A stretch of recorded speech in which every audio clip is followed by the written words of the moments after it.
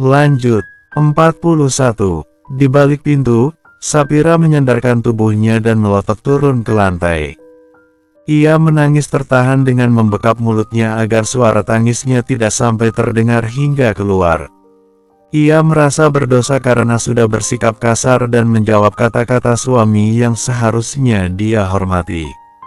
Baru sekarang Sapira merasa dirinya berada di luar kendali.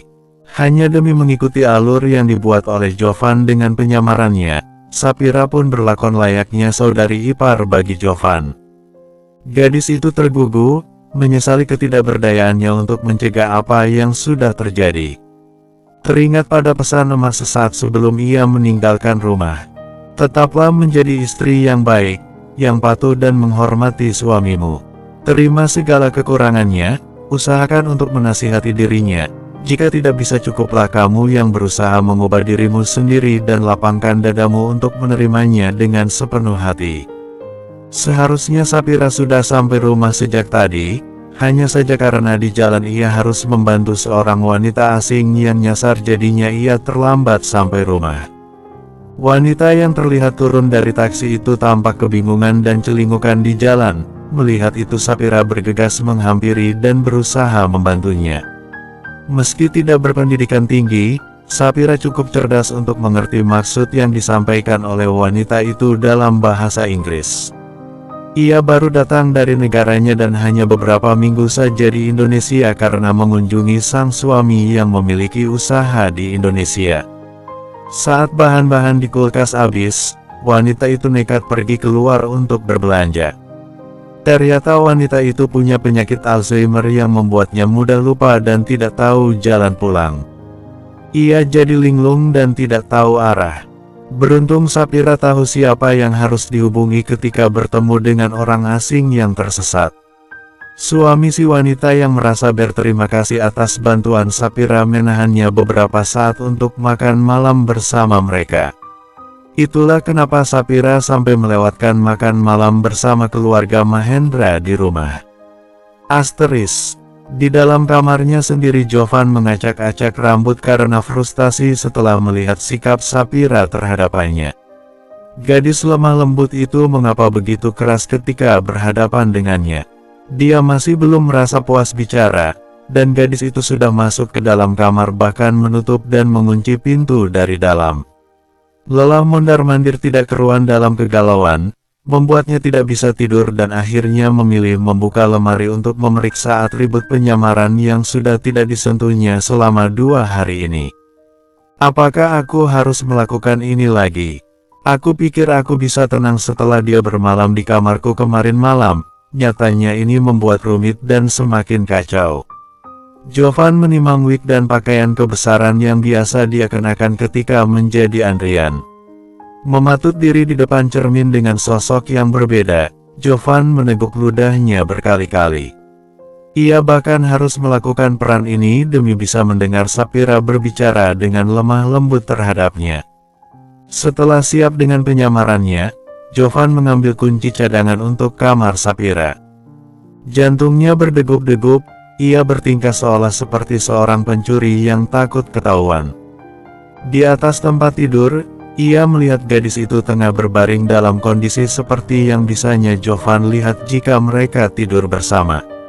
Sapira melepas hijab di kepalanya hingga rambutnya yang panjang terurai itu tampak berkilauan di bawah cahaya lampu. Tubuhnya yang ditutupi selimut tebal tidak bisa menyembunyikan sosok yang tengah berbaring di bawahnya itu hanya mengenakan pakaian tidur kebanggaannya yaitu tank top dan hot pants saja. Bisa terlihat dari bahunya yang terbuka dan memperlihatkan kulit putih mulusnya. Jovan meneguk ludah. Berulang kali ia harus menahan napas sebelum memantapkan langkah kakinya untuk mendekati tempat tidur. Ia bahkan sampai berjalan dengan mengendap-endap agar tidak membangunkan Sapira yang sedang tertidur. Hati-hati sekali, Jovan menaiki tempat tidur agar gerakannya tidak menimbulkan gelombang pada kasur yang bisa saja membuat gadis itu sadar kalau seseorang tengah mencoba berbaring di sebelahnya. Posisi tidur Sapira yang menyamping membuat posisinya tampak memunggungi Jovan. Sebelum ia benar-benar berbaring, Jovan menyondongkan tubuhnya melihat ke arah wajah Sapira. Kedua kelopak matanya merapat. Jovan bisa melihat embun yang menempel pada bulu mata lentik tersebut. Gadis itu pasti habis menangis. Perlahan tangan kanannya terangkat hendak menyentuh pipi ranum kemerahan yang menggemaskan itu, namun cepat diurungkannya. Karena ia tidak ingin gadis itu menyadarinya. Lalu mereka akan salah tingkah. Kenapa kamu harus menyembunyikan semua kecantikanmu sebatas di dalam kamar ini? Tidak inginkah kamu menunjukkan pada semua orang di luar sana siapa dirimu sebenarnya? Lalu ia berbaring terlentang menghadap langit-langit kamar. Namun itu tetap tidak bisa membuat hati Jovan tenang. Ia bahkan tidak berkesempatan untuk berbicara sedikit saja dengan istrinya tersebut sebelum tidur. Apakah benar hanya sosok seorang Andrianlah yang bisa dihormati olehnya? Merasa lelah dengan pikiran yang membuat matanya tidak kunjung terpejam, Jovan mengubah posisi tidur menjadi menyamping dan menghadap Sapira. Sebelah tangannya melingkari perut gadis itu dan tubuhnya sedikit merapat hingga dagunya bersentuhan dengan puncak kepala Sapira. Dihirupnya aroma wangi dari rambut Sapira yang terawat, bagaikan aroma terapi yang menenangkan. Secara perlahan kedua matanya pun terpejam. Suara dengkuran halus itu menandakan kalau Jovan telah memasuki alam mimpi. Sapira mengembus napas lega, setelah selama beberapa saat ia terpaksa harus menahan degup jantungnya sendiri karena Jovan yang perlahan mendekat dan makin merapat. Sosok yang telah kembali melakukan penyamaran itu membuat perasaannya menjadi campur aduk, antara kesal, marah, kecewa, dan sedikit kebahagiaan. Meski tidak tahu tujuan penyamaran Jovan yang sebenarnya, perlakuannya sebagai Andrian yang lembut membuat hati gadis itu merasakan bagai tersiram sedikit tetesan embun. Namun nyeri tak terperi ketika mengingat foto yang terpajang di kamar pribadi lelaki tampan tersebut. Bagaimana dia bisa tampil dengan sangat mempesona bersama gadis lain yang bukan istrinya. Andai kami bisa jujur sama aku, Mas. Mungkin aku akan merasa menjadi wanita paling bahagia dalam hidup karena bisa menikah denganmu. Hatinya merintih, tidak mungkin ia bisa merasa bahagia selama ada bayang-bayang gadis lain yang bersanding mesra dengan suaminya. Pelukan di perut Sapira semakin merapat hingga membuatnya tidak bisa memicingkan mata barang sebentar saja. Hingga pagi menjelang dan dia harus bangun untuk menunaikan sholat subuh. Gadis itu mencoba mengangkat lengan Jovan dari perutnya. Lelaki itu bergerak sedikit, namun bukannya melepaskan Sapira, ia justru makin mempererat pelukannya hingga Sapira merasa sesak. Mas, terpaksa Sapira mencubit kecil lengan itu agar ia mau melepaskan rasa nyamannya karena mendekap Sapira. Jovan gelagapan. Refleks ia beringsut menjauh ketika menyadari Sapira yang sekarang sudah berbalik menghadap ke arahnya. "Kakakmu sudah bangun?" tanyanya dengan gugup dan suara serak yang khas bangun tidur. Sapira menatap sepasang bola mata itu dengan sendu. Kakakmu kenapa melihatku seperti itu?" Bersambung. 42. Kamu kemana aja, Mas? Sudah 2 hari tidak pulang. Dengan nada lembut yang mendayu dan membuai membuat Jovan merasa jantungnya bertalu-talu. Aku. Di dalam hatinya, Sapira tertawa miris. Lelaki sesempurna Jovan harus berbicara dengan gugup dan canggung di hadapannya. Penampilannya bahkan begitu mengenaskan, sangat berbeda jika dia sedang bersama orang lain. "Kenapa harus denganku kamu bersikap seperti ini, Mas? Apa yang kamu rencanakan terhadap diriku?" Sebenarnya Jovan tidak sedang berpura-pura soal kegugupannya. Di hadapan Sapira dia selalu kehilangan kata-kata dan lidahnya mendadak kaku. Mungkin ia sedang menyamar secara penampilan, namun dalam sikap dan perlakuan, Jovan tidak sedang bersandiwara sedikitpun. Sosok gadis di hadapannya yang begitu sempurna, bagaimana dia bisa bicara dengan lancar tanpa merasa grogi? Sedang hanya dengan menatapnya saja, jantung Jovan berpacu dengan kecepatan maksimal. Terlebih ketika ia tertangkap basah sedang memeluk gadis itu saat tidur, tidak kepalang malu dirinya. "Aku mau sholat subuh, apakah Mas juga mau ikut sholat?"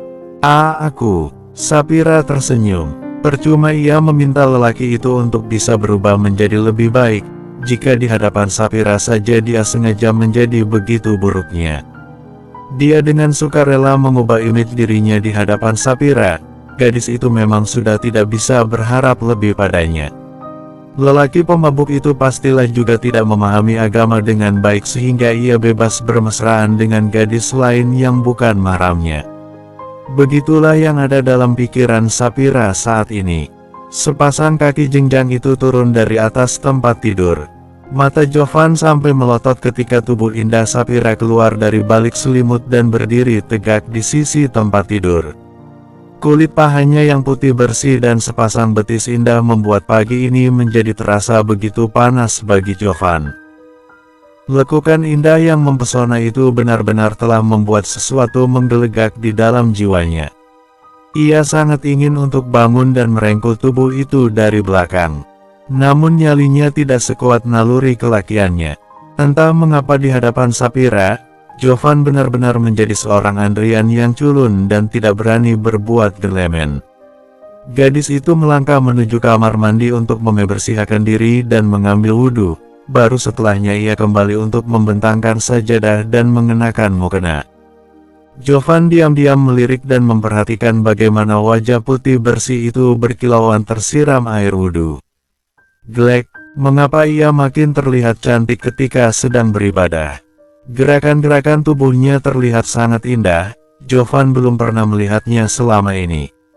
Kali ini ia benar-benar merasa ada sesuatu yang membuatnya tertarik dengan apa yang Sapira lakukan. Setelah selesai sholat, Sapira melanjutkannya dengan membaca Al-Quran. Ini untuk pertama kali Jovan mendengar suara Sapira ketika mengaji. Suaranya sangat merdu dan lantunan kalam ilahi yang dibacakan olehnya membuat Jovan merasa ada sesuatu di dalam kalbunya yang tersentuh. Setelah selesai melaksanakan ibadahnya dengan melakukan zikir pagi sebagai penutup, Sapira melepas mukena dan menggantinya dengan gamis dan hijab yang sama lebarnya. Jovan menghela napas. Jika sudah berpenampilan seperti itu, Sapira pasti akan segera keluar dari kamar. "Mas, bangun. Ini sudah pagi, bersiap-siaplah, aku tunggu di bawah."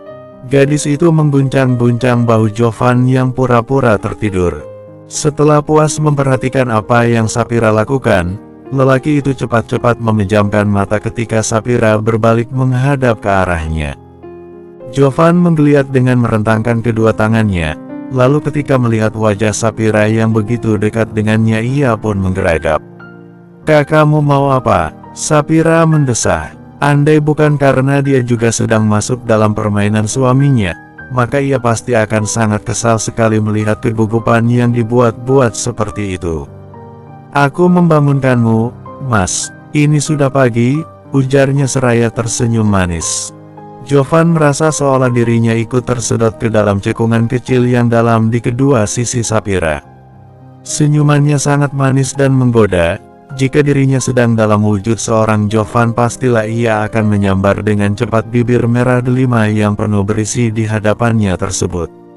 Berhubung saat ini ia sedang berperan sebagai Andrian yang culun, pemalu dan tidak berguna, tentulah hal semacam itu tidak bisa dengan mudah dilakukan olehnya.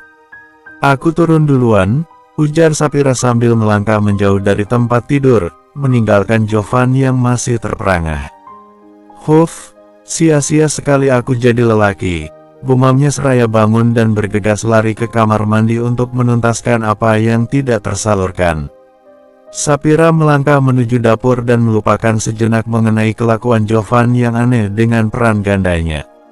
Ia tidak ingin kejadian kemarin terulang, ketika masakan yang diolah oleh kedua tangannya justru menjadi racun bagi perut suaminya. "Oke Sapira, pagi ini jangan membuat masakan dengan emosi yang berlebihan sehingga menghasilkan masakan yang rasanya juga serba berlebihan. Menu sarapan yang biasa saja kali, ya.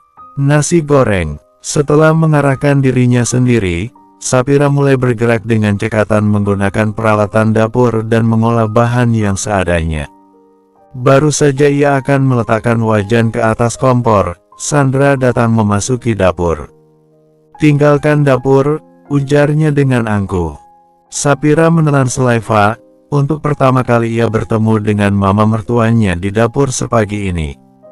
Tapi, belum sempat Sapira berbicara, Sandra sudah membulatkan kedua mata ke arahnya. Dengan sangat terpaksa Sapira mundur ke belakang dan pergi meninggalkan dapur. Sandra menggantikan posisi Sapira menghadap wajan dan kompor. Bermodalkan ponsel canggih di tangan yang sedang menayangkan tutorial memasak, Sandra mulai menyiapkan bahan-bahan yang dia butuhkan. Selama menjadi menantu Mahendra belum pernah ia mendengar Oma memuji dirinya. Namun baru beberapa hari Sapira masuk ke dalam rumah mereka, wanita tua itu bahkan sudah berulang kali memuji kepintarannya memasak dan mengolah masakan. Apa susahnya sih memasak? Aku ini bukannya tidak bisa, hanya tidak sempat saja. Dokter terkenal seperti aku mana punya banyak waktu memegang wajan, tentu saja beda sama istri rumahan seperti dia, tahunya hanya keluyuran dan pulang malam. Tidak hentinya Sandra mengomel sambil memasukkan bahan-bahan ke dalam wajan. Siapa yang di dapur kalau Tini dan Sapira ada di sini? Oma dan Mahendra heran melihat keberadaan dua orang yang biasanya masih berkutat di dapur, namun kali ini berdiri dengan santai di sisi meja makan. Keduanya saling pandang. Mereka memang sangat ingin melakukan aktivitas yang biasa mereka lakukan setiap harinya, namun Sandra dengan terang-terangan telah mengusir mereka dari dapur. Mama yang di dapur, Oma. Mulut Oma sampai terperangah, pun begitu dengan Mahendra. Seolah mendapat kejutan besar, keduanya sampai terkanga bersamaan. Namun sesaat kemudian mereka juga kompak menutup mulut. Setiap orang berhak mendapat kesempatan, dan kali ini Sandra memiliki kesempatan untuk berubah menjadi istri dan membantu idaman yang akan menyiapkan sarapan pagi bagi mereka semua. Sarapan sudah siap, dengan nada riang, wanita yang sudah rapi dengan pakaian kebesaran seorang dokter itu memasuki ruang makan dengan mangkuk besar berisi olahan tangannya. Dengan rasa percaya dirinya, Sandra menyiapkan piring bagi suami, anak, dan mertuanya, lalu menuangkan nasi goreng buatannya ke dalam piring-piring kosong tersebut. Selamat pagi, semua. Mama. Jovan yang baru saja datang, nampak heran melihat mamanya seperti sedang melayani semua orang. Keheranan yang lebih besar daripada orang-orang yang pagi ini kembali melihat sosok seorang Andrian hadir di meja makan setelah 2 hari menghilang. Mama yang masak. Mata Jovan bahkan sampai melotot, tidak percaya.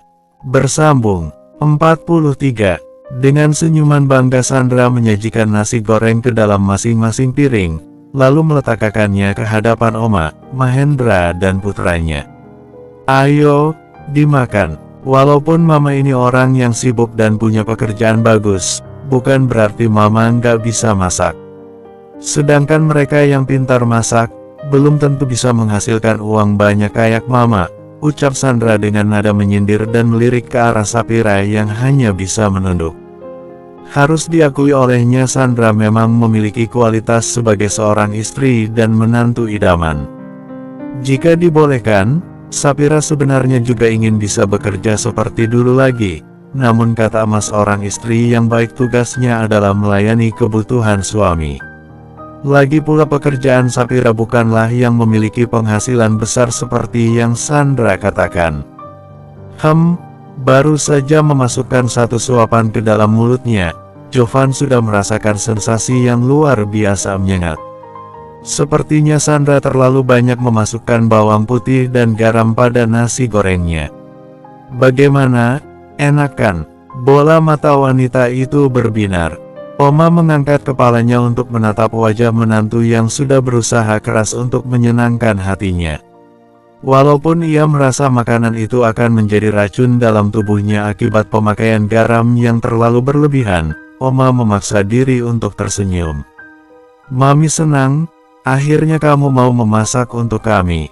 Sandra tersenyum puas. Tidak percuma dia bangun pagi sekali hari ini, demi bisa memasakkan sarapan pagi untuk keluarganya. Sementara Jovan dan Mahendra susah payah menahan agar nasi itu tidak kembali keluar dan tumpah dari mulut ke dalam piring di hadapan mereka. Setiap suapan yang berhasil masuk ke dalam mulut, dengan sangat terpaksa harus mereka dorong menggunakan air putih agar bisa melewati tenggorokan. Alhamdulillah, Mahendra dan Jovan mengucap syukur secara bersamaan ketika nasi di dalam piring mereka akhirnya habis juga. Wah, cepat sekali habisnya. Mama bahkan belum ikut makan. Sandra dengan riangnya mengempas tubuhnya di kursi dan mulai menyendokkan nasi ke dalam mulut. Mahendra dan Jovan saling pandang. Tangan keduanya terangkat, bersiap untuk mencegah. Namun terlambat karena sendok itu sudah mendarat dengan sempurna ke dalam mulut Sandra. Beberapa saat, wanita itu tampak mengunyah dengan gerakan anggun, sampai akhirnya ia merasa sensasi membakar di lidah. Lalu tanpa bisa dicegah nasi itu menyembur keluar dan secepat kilat ia berlari ke kamar mandi. Sandra terengah-engah setelah mengeluarkan semua nasi dari dalam mulutnya. Hufet, masakan mama pagi ini bahkan lebih parah dari masakan beracun yang membuatku sakit perut kemarin, gumam Jovan tanpa sadar. Apa? Masakan siapa yang beracun? Oma yang mendengar dengan tidak sabar bertanya. Bukan apa-apa, Oma. Jovan menggeleng dan gugup. Ekor matanya melirik Sapira yang hanya berdiri seperti patung. Di dalam hatinya gadis itu merasa bersalah, karena masakannya kemarin Jovan sepertinya menderita sekali. Ia akan minta maaf suatu hari nanti, ketika suasana hatinya sudah mulai membaik. Saat ini ia masih diliputi oleh kekecewaan dan belum bisa menerima penipuan yang dilakukan oleh Jovan dan keluarganya dengan penyamaran sebagai sosok Andrian. Jovan menatap layar ponsel di tangannya yang menampilkan gambar Safa di sebuah apartemen bersama seorang lelaki. Perawakan lelaki itu lebih besar dan tinggi daripada Jovan. Hatinya serasa mendidih, gadis itu benar sudah selingkuh darinya. Siapa lelaki yang bersama pacarku? Jovan mengirim pesan pada mata-mata yang dikirimnya untuk mengawasi Safa. Dia seorang model majalah dewasa, Tuan.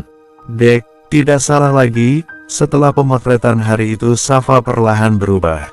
Dia tidak pernah mencoba untuk menghubungi Jovan meski sampai beberapa hari Jovan tidak memberinya kabar.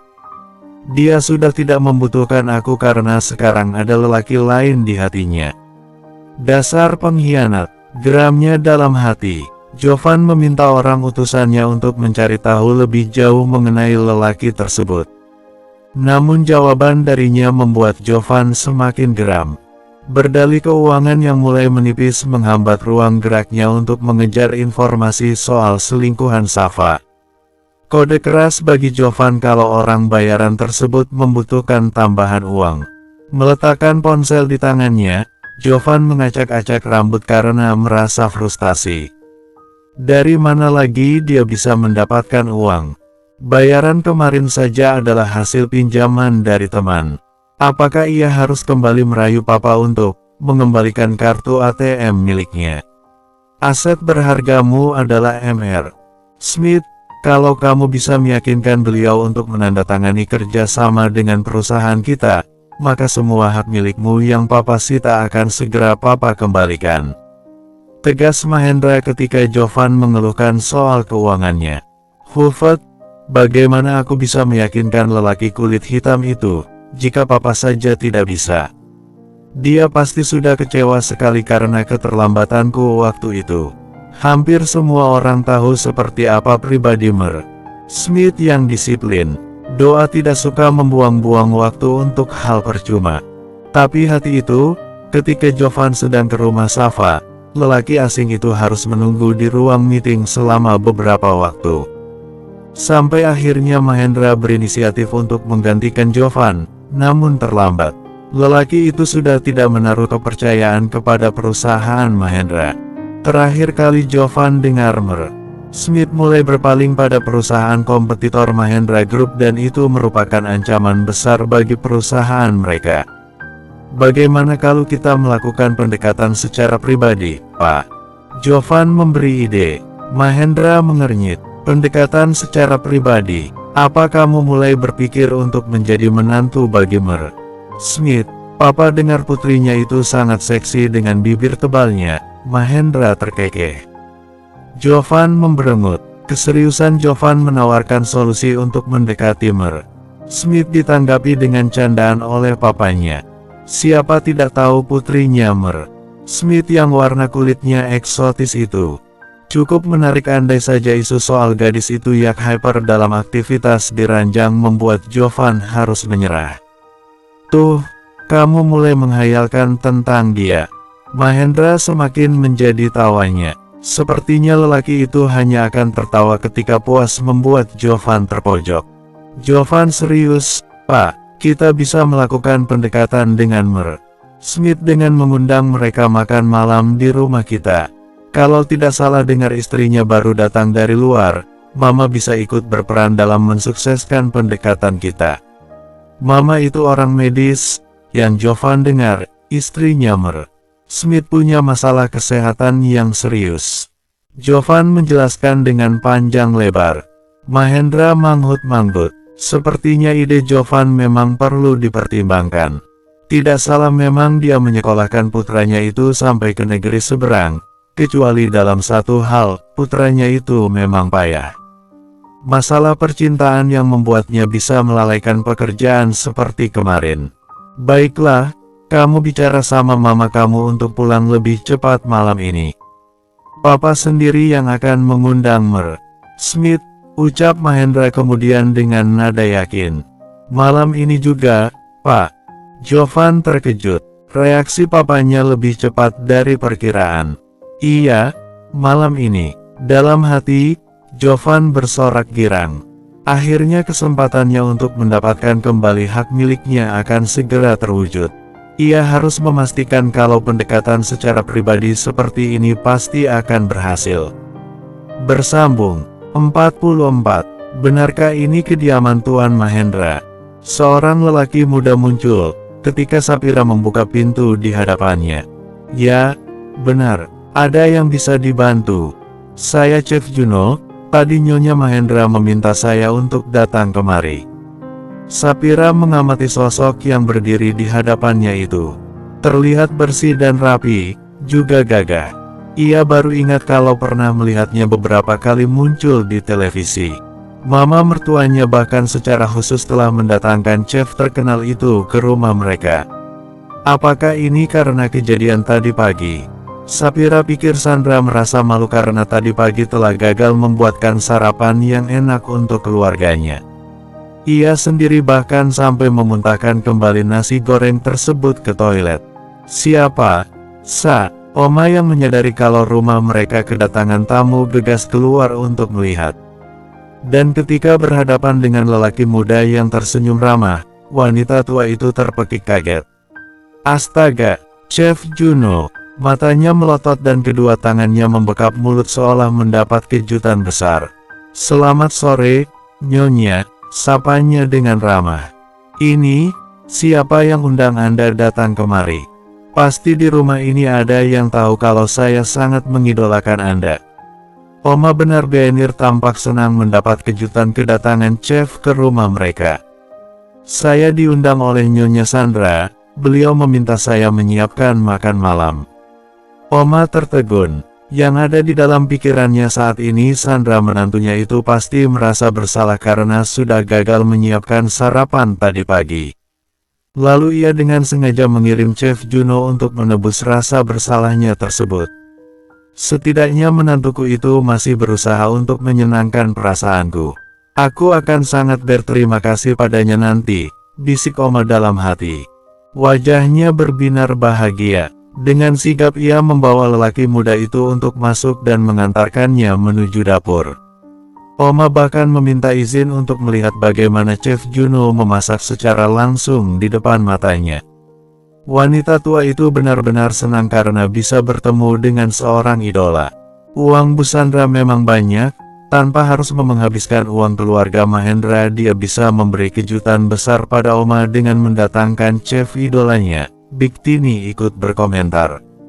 Mereka semua berkesempatan untuk melihat chef terkenal yang sering muncul sebagai juri di sebuah ajang pencarian bakat tersebut. Sapira bukan hanya sekedar melihat, ia bahkan ikut terlibat membantu chef tersebut dengan menyiapkan bahan-bahan yang dibutuhkan. Gadis itu mendapat kesempatan untuk belajar memasak langsung dari seorang chef ternama. Sekali-kali, ia menjelaskan beberapa tips dan trik dalam memasak pada Sapira. Hingga waktu makan malam akhirnya tiba. Sandra pulang terlambat. Ia sengaja mengirim chef ke rumah untuk membantu menyiapkan makan malam sementara dia sendiri harus pulang terlambat karena suatu alasan. Sapira membantu Chef Juno menyiapkan masakan tersebut ke atas meja makan. Mahendra terkejut ketika mendapati seorang chef di rumah mereka. Namun sesaat kemudian ia pun maklum, kenapa chef itu sampai dikirim ke rumah. Meski pulang terlambat, setidaknya Sandra sudah berusaha membantunya. Apakah kita akan langsung makan malam tanpa Sandra? Oma mulai tidak sabar untuk menyantap hasil masakan chef idolanya itu. Maaf, Mami, sebenarnya hari ini kita akan kedatangan tamu, ujar Mahendra dengan wajah menyesal. Ia tahu ibunya itu pasti sudah salah paham mengenai suatu hal. Saat pulang Mahendra mendengar bisik-bisik para karyawan di rumahnya, kalau Oma mendapat kejutan dari Nyonya Sandra. Padahal yang sebenarnya chef itu dipanggil bukan untuk menyenangkan hati Oma, melainkan untuk menyambut tamu istimewa Mahendra. Sandra pastilah sangat paham betapa pentingnya Mer. Smith yang sengaja diundang ke rumah mereka untuk makan malam. Mahendra sangat jarang mengundang orang ke rumah mereka, jika pada akhirnya ia mengundang Mer. Smith itu pasti untuk urusan bisnis yang sangat penting. Tamu siapa? Saya mengundang rekan bisnis ke rumah. Itulah mengapa Sandra harus menyiapkan chef khusus. Karena tamu ini sangat penting dan makan malam ini akan menjadi penentu keberhasilan kelanjutan kerja sama kami. Oma tercenung. Ia berusaha mencerna maksud dari perkataan putranya. Jika chef itu diundang untuk melayani tamu khusus mereka, berarti bukan untuk menyenangkan hati Oma. Wanita tua itu menghela napas. Diliriknya Chef Juno yang hanya tersenyum. Ia sangat maklum dengan para keluarga kaya tersebut. Mereka bahkan rela mengundangnya secara pribadi dan rela menggelontorkan uang yang tidak sedikit. Padahal bayaran Chef Juno bisa dibilang paling mahal daripada chef lain, karena jam tayangnya yang tinggi. Ia sudah dianggap seperti artis terkenal yang harus membuat janji sebelum diundang. Namun Sandra bahkan bersedia menambah beberapa digit demi bisa membawanya ke rumah.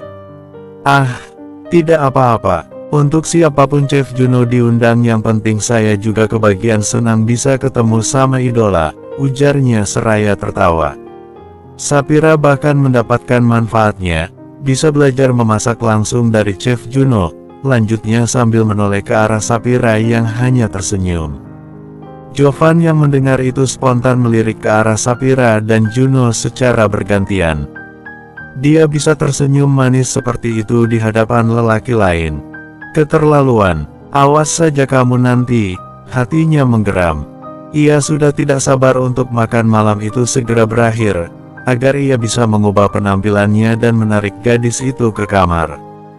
Berhubung sekarang ia tampil sebagai Jovan, terpaksa dirinya bersikap cuek seolah tidak peduli. Itu mereka sudah datang. Mahendra berdiri dari kursi untuk menyambut Mer. Smith, ketika mendengar suara deru kendaraan memasuki halaman rumah mereka. Mama belum sampai juga, bagaimana ini, Pak? Tanya Jovan sebelum Mahendra sampai di pintu. Hubungi dia, suruh cepat. Tentu saja Jovan merasa panik. Kesuksesan mereka hanya bergantung kepada Sandra karena dirasa bisa menarik hati istri dari Mer. Smith, mamanya Jovan adalah seorang dokter terkenal yang mudah akrab dengan pasien.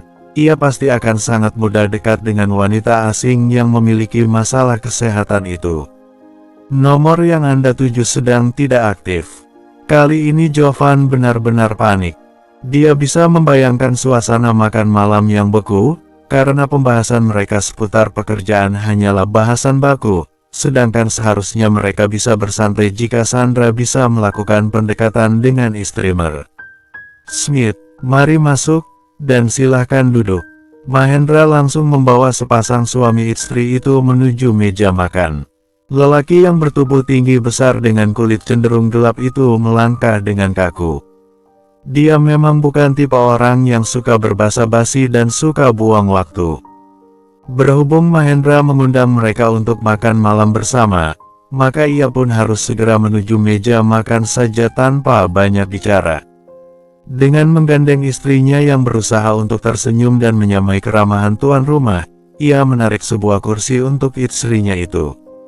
Baru saja mereka akan duduk, ketika wanita blonde yang tampak jelas sangat kontras warna kulitnya dengan Smith itu menangkap sosok yang sepertinya tidak asing di matanya. Ia menunjuk ke arah Sapira dengan kening berkerut. Ditariknya berulang-ulang hem suaminya untuk melihat ke arah yang sama. "Siapa?" tanyanya dengan heran. Namun ketika matanya menangkap sosok wanita muda berhijab di seberang meja, matanya terbeliak. "Sapira," bersambung. 45. Sapira. Semua mata ikut melihat ke arah Sapira yang hanya bisa tersenyum memamerkan cekungan di kedua pipinya. Awalnya ia juga terkejut ketika melihat dua orang tamu yang dimaksud datang bersama papa mertuanya. Namun karena merasa tidak memiliki kepentingan, ia berusaha bersikap biasa saja. Tapi siapa sangka jika dua orang itu sendiri yang akhirnya terkejut saat mengenalinya di sana.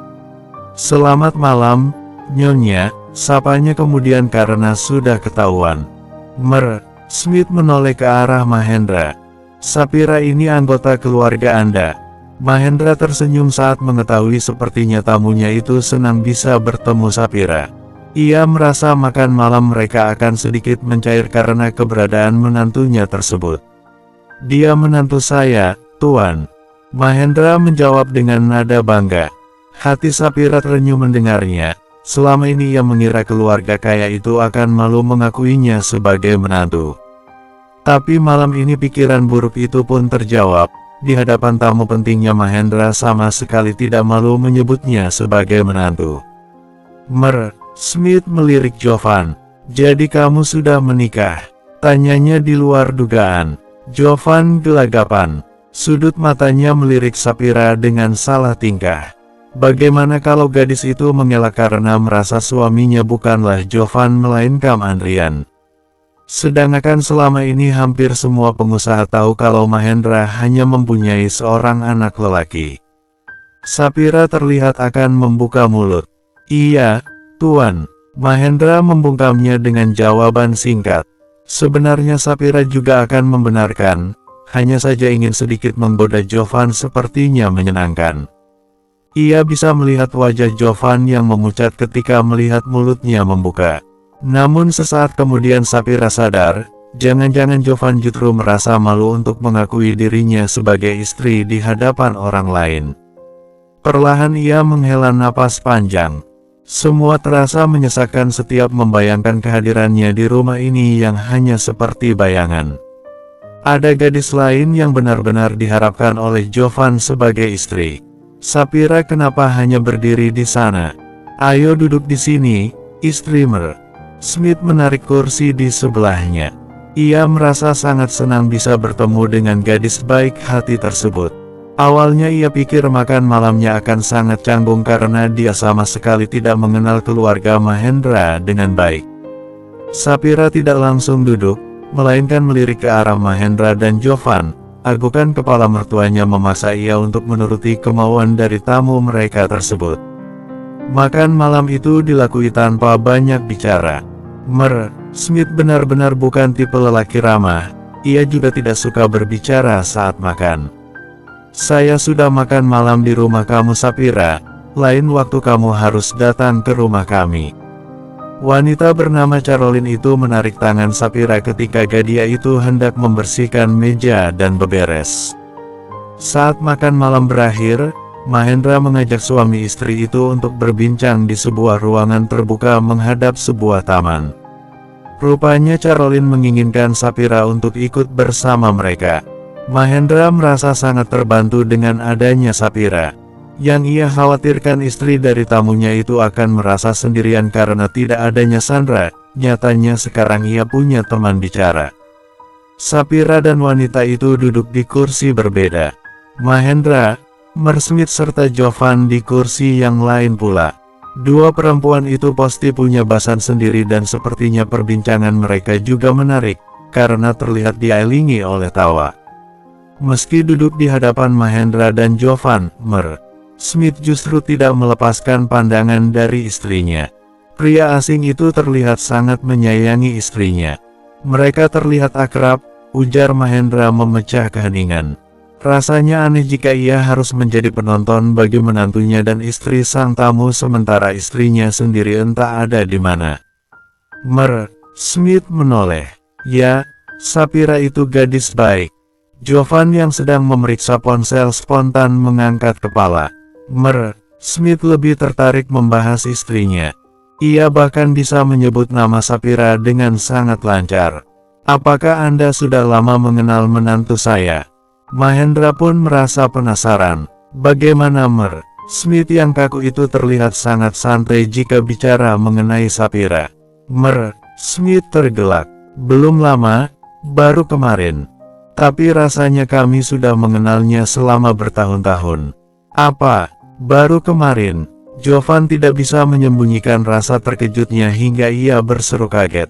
Sapira dan Caroline sampai menoleh karena mendengar suara seruan Jovan. Maaf, saya hanya terkejut.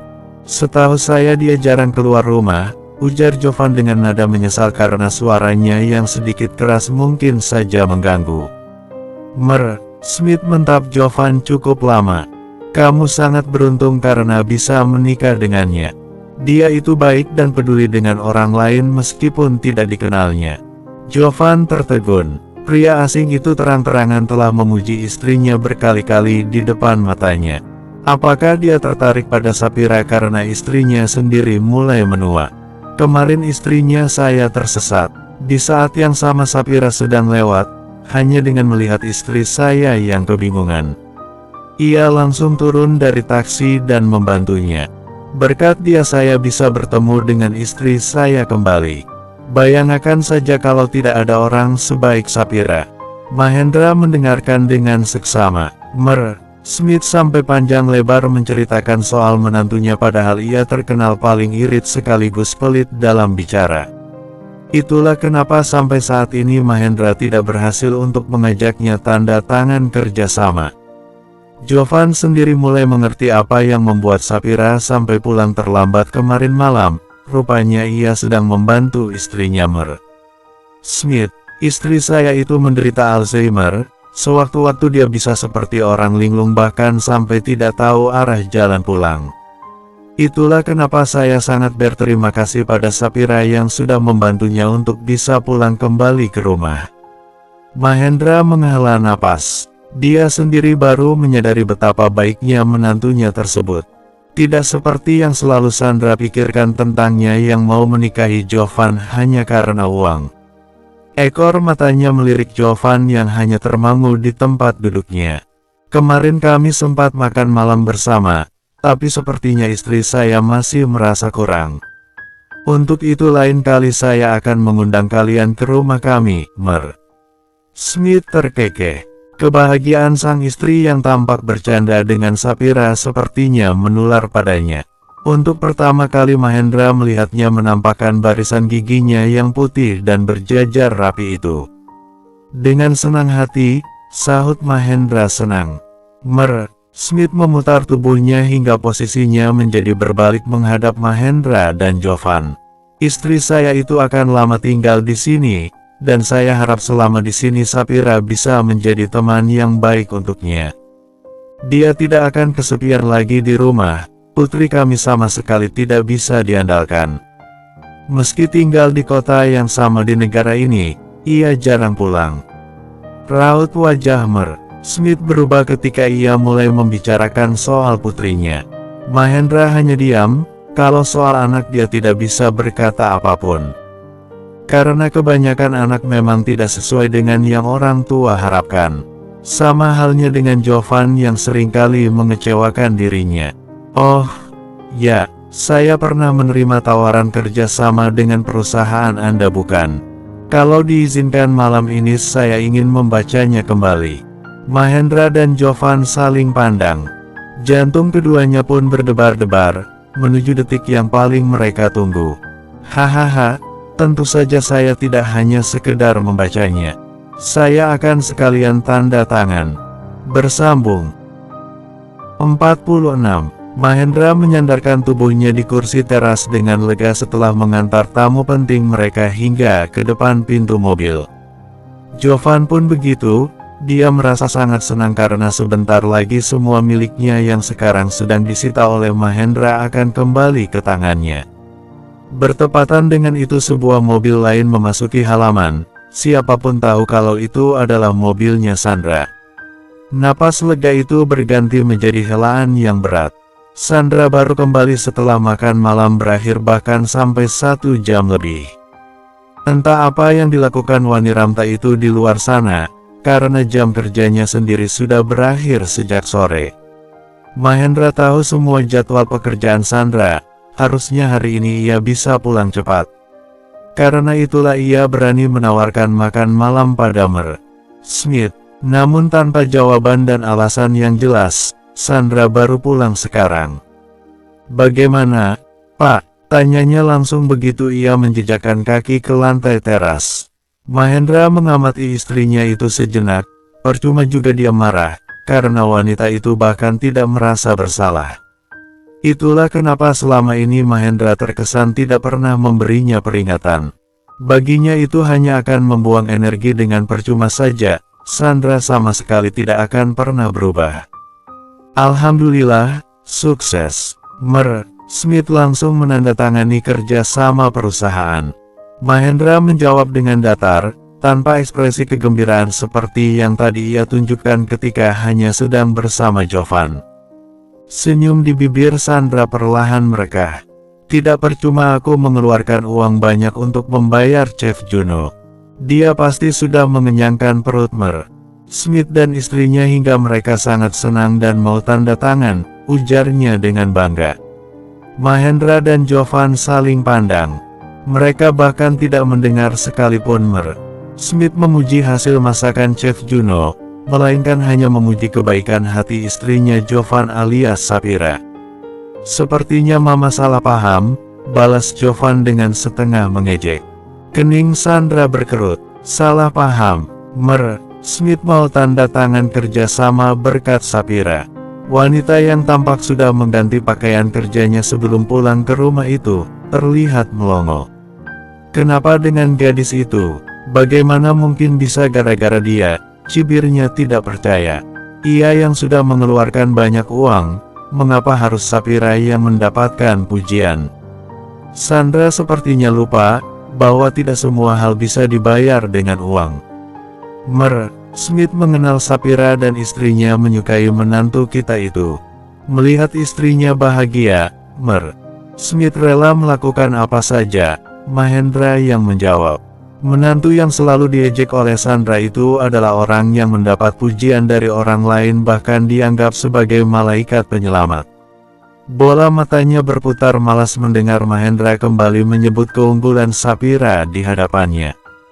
Baginya gadis itu hanyalah gadis kuno yang tidak bisa melakukan apapun selain memasak.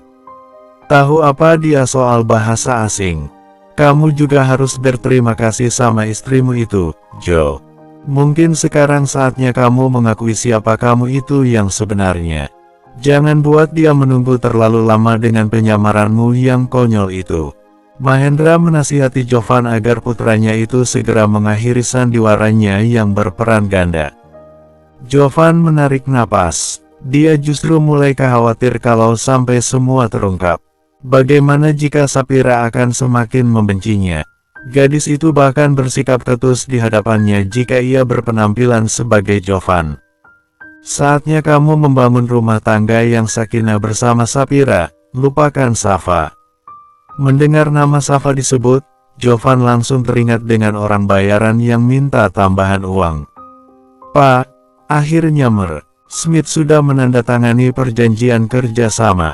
Bisakah saya mendapatkan semua kartu saya kembali? Mahendra tersenyum miring.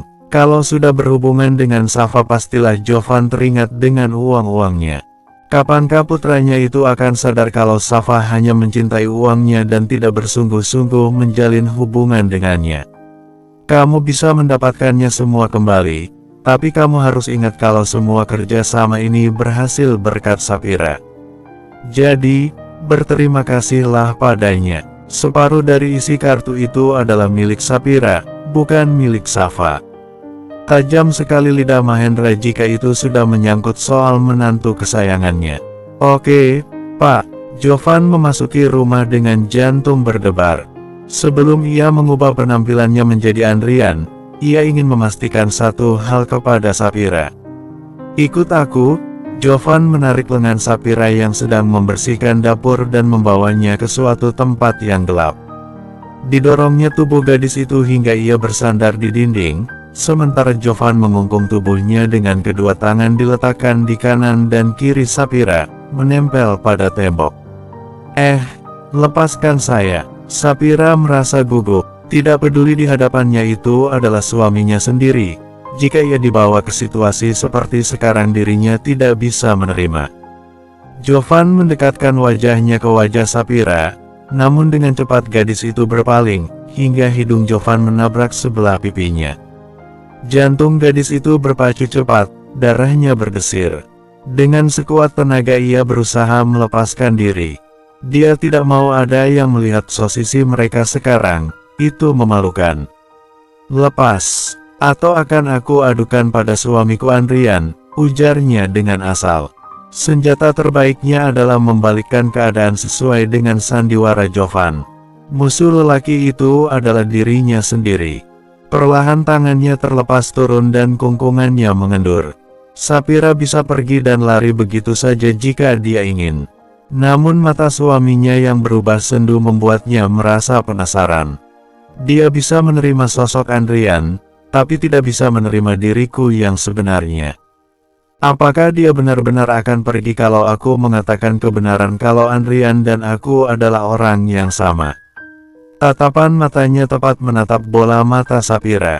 Gadis itu mengerjap, dia merasa canggung dan kaku ditatap oleh suaminya sendiri dengan jarak begitu dekat. Mengapa ia hanya diam? Apakah tadi ia melihatku seperti melihat wajah pacarnya? Dia tidak mungkin benar-benar menganggapku sebagai istri. Sapphira memiliki pemikiran yang berbeda.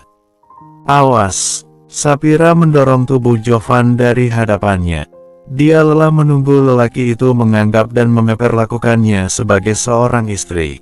Jovan mencekal lengan Sapphira dan kembali menatap bola matanya. Jangan GR hanya karena papa menyebutmu sebagai istriku. Kamu memang hanya pantas bersuamikan Andrian yang payah. Ketusnya lalu melepaskan kembali begitu saja. Sapphira tertegun. Kalimat yang terlontar dari mulut Jovan bagaikan ribuan jarum yang menusuk hatinya. Seolah dirinya tidak berhak mendapatkan seorang Jovan yang sempurna. Lalu akan sampai kapan dia bertahan dengan penyamarannya? Apakah Jovan menunggu detik-detik Sapphira mengungkap jati dirinya? Gadis itu menggeleng. Sampai kapanpun dia tidak akan mengungkap kalau dirinya sudah tahu siapa Jovan dan Andrian sebenarnya. Dia akan membiarkan lelaki itu sendiri yang akan mengungkapkan jati dirinya dari mulutnya sendiri. Karena Jovanlah yang akan merasa lelah dengan penyamarannya, bukan Sapphira. Ia hanya perlu menjalankan peran sebagai seorang istri yang baik bagi Andrian. Kita akan lihat sebatas mana kamu mampu bertahan, ujarnya dalam hati, kemudian berlalu pergi meninggalkan Jovan yang terpaku di tempat. Bersambung 47. Kenapa kamu menghilang sepanjang hari, Mas? Tanpa ada kabar kamu datang dan pergi begitu saja, kamu juga tidak berpamitan sama aku. Seperti biasa, ketika malam Jovan akan kembali mengubah penampilannya untuk bisa tidur di ranjang yang sama dengan Sapphira. Pemuda itu merasa gugup, pertanyaan Sapphira seakan menguliti dirinya habis-habis. Dia tidak mungkin bisa muncul secara bersamaan di hadapan Sapphira sebagai Andrian sekaligus Jovan. Hanya di saat-saat tertentu saja ia bisa muncul di hadapan Sapphira sebagai Andrian, dan waktu yang dipilihnya adalah ketika malam. Tidak disangkanya kalau Sapphira akan bertanya tentang itu, karena Jovan sama sekali tidak mempersiapkan jawaban yang pas. Sapphira tertawa miris di dalam hati, dia tahu kalau Jovan tidak akan mampu menjawab pertanyaannya. Tidurlah Mas, kalau memang tidak bisa menjawab pertanyaanku. Lupakan saja, mungkin aku memang tidak penting bagimu. Sengaja ia bicara dengan nada dibuat sesedih mungkin walau sebenarnya ia juga merasakan perasaan sedih yang sama. Aku, Sapira mendesah. Jika di hadapannya sebagai Andrian, lelaki itu selalu bicara dengan gugup. Sementara ketika ia dalam wujud Jovan sesungguhnya maka ia akan sangat lancar bicara, bahkan untuk menghinanya. Aku bilang lupakan saja dan tidurlah. Sapira menarik selimut sebatas dada. Ia ingin melupakan semua tentang Jovan dan penyamarannya, yang hanya akan membuatnya merasa frustasi. Semenjak tinggal di rumah keluarga Mahendra, ia merasa hidupnya penuh dengan kepalsuan dan sandiwara. Jati diri Sapira yang lemah lembut pun seolah luntur. Ia sudah berani bicara dengan kasar di hadapan suaminya sendiri.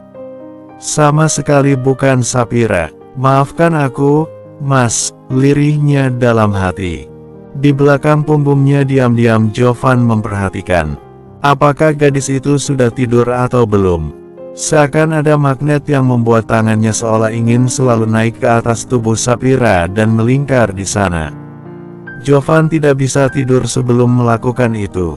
Ia merasa Sapira adalah letak kenyamanannya, namun mengapa begitu sulit untuk bisa merengkuhnya. Hanya ketika terdengar dengkuran halus, barulah Jovan akan melingkarkan tangannya ke pinggang Sapira. Merapatkan tubuh mereka lalu terpejam dan lelap dalam mimpi panjang. Dia tidak pernah sadar kalau perlakuannya itu selalu membuat Sapira susah tidur. Ia bahkan bisa terjaga sampai pagi karenanya. Bagaimana mungkin Sapira bisa tidur dengan nyaman ketika yang ada di dalam pikirannya lelaki itu selalu membayangkan gadis lain ketika sedang bersamanya. Sejak mengetahui fakta mengenai Jovan yang memiliki pacar di luar sana, hati Sapira tidak bisa tenang. Ia merasa dirinya tidak berarti apapun bagi Jovan. Di sudut kamar yang gelap di salah satu ruangan rumahnya Safa meringkuk diam. Ia tidak berani berkutik sedikit pun ketika bayangan hitam itu melintas di jendela rumahnya. Safa merasa sangat ketakutan, tubuhnya pun sampai gemetaran. Sejak gadis itu berhubungan dengan Ricardo ada saja yang terjadi. Lelaki yang sudah merenggut miliknya yang paling berharga itu berhasil menguasai dirinya hingga ia bahkan tidak bisa menghubungi Jovan lagi.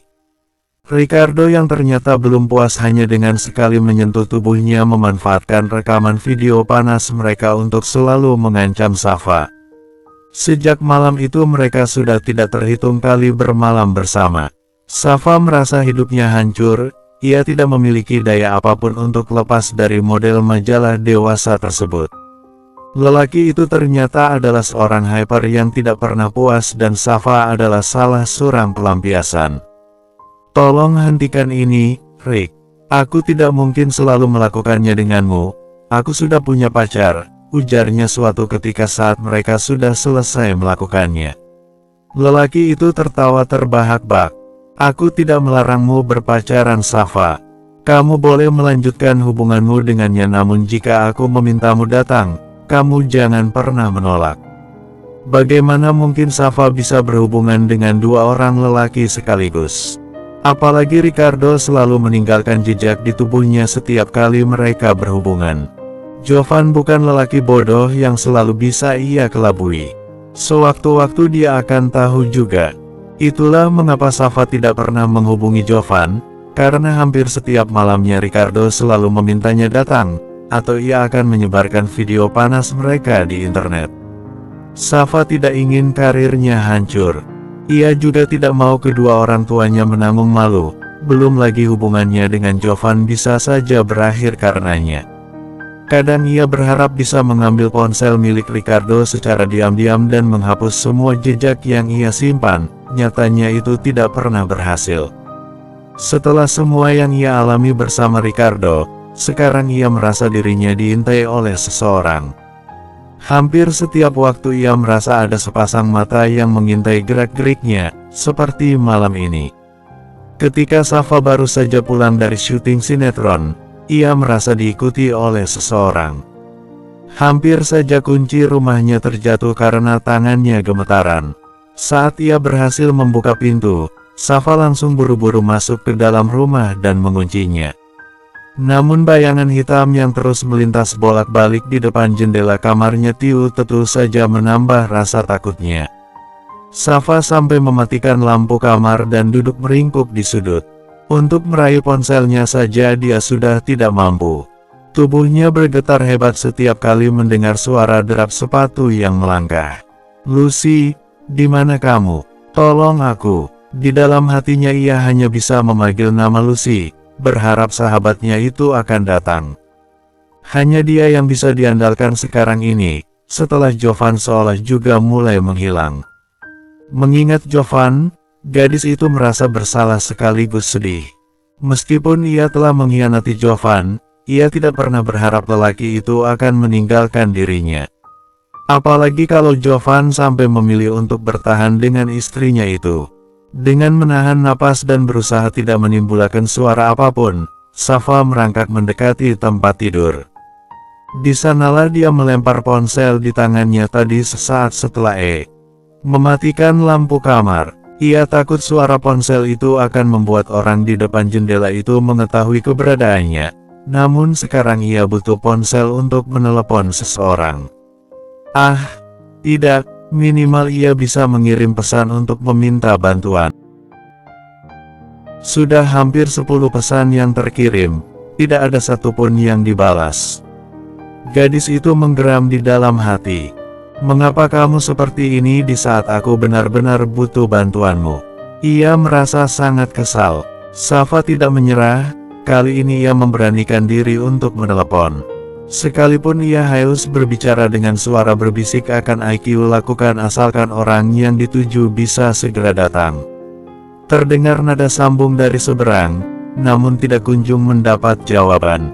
Safa terus berusaha menelepon berulang kali, ia tidak peduli apa yang orang itu akan pikirkan tentangnya. Ia hanya butuh selamat dari rasa takutnya, terutama selamat dari orang yang sekarang tengah mengintainya. Mungkin karena menangkap cahaya dari layar ponsel miliknya, langkah kaki di depan jendela itu berhenti dan tubuhnya yang tinggi tampak membentuk bayangan yang menjulang. Safa meneguk ludah. Bersamaan dengan itu teleponnya tersambung, orang di seberang telah mengangkat panggilan telepon darinya. "Halo," bersambung.